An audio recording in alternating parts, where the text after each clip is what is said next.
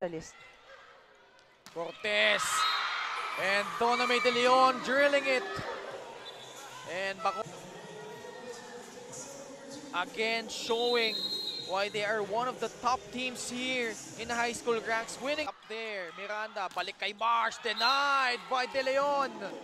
Good block by De Leon. Bacolod Taytong in dominant fashion. Winning it 25-14. Set. This is a good team, being the champions for the UAAP. Bacolod Taytong, meanwhile, back-to-back points. Cortez, De Leon puts it away. And we head now.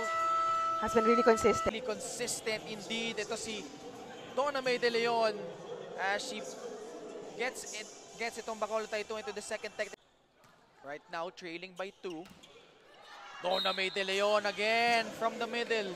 You're having an easy time giving those sets in the middle because the first ball of Bacolod Taytong Still riding on the bench with nursing that injury. And United is having their problem on defense area. Those first balls or those passes, medyo na Cortez sends it to De Leon. And she dumps it in rather. Ito si Doname De Leon. Olango. Blocked there by De Leon and she puts it away. That is that.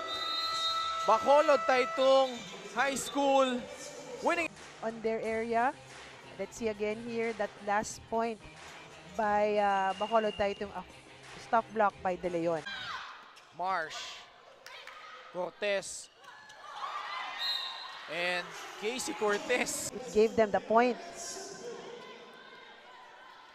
And nothing. And Lango.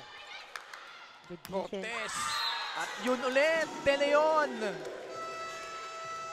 They're initializing on that attack in the middle. And doon talaga sa nag-earn ng point. So, because first ball also, they have a good pass. So, that's why Cortez is very comfortable. For Taytong. They go to De Leon and why not? She has been streaming good music para dito sa Bacolod. He jumps also, you know. The aggressiveness in the middle again, being dominant for Bacolod Taytong. Player, makabawi siya dyan, well and good.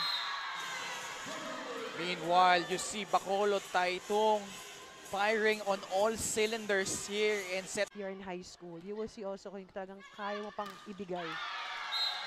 Tough block by De Leon. Good read.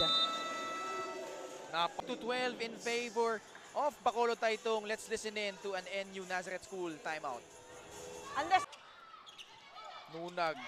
And yun na nga, right on point. Kanina pa siya nahihirapan. Marsh. This time, Cortez activating her middle blocker there. Doname De Leon.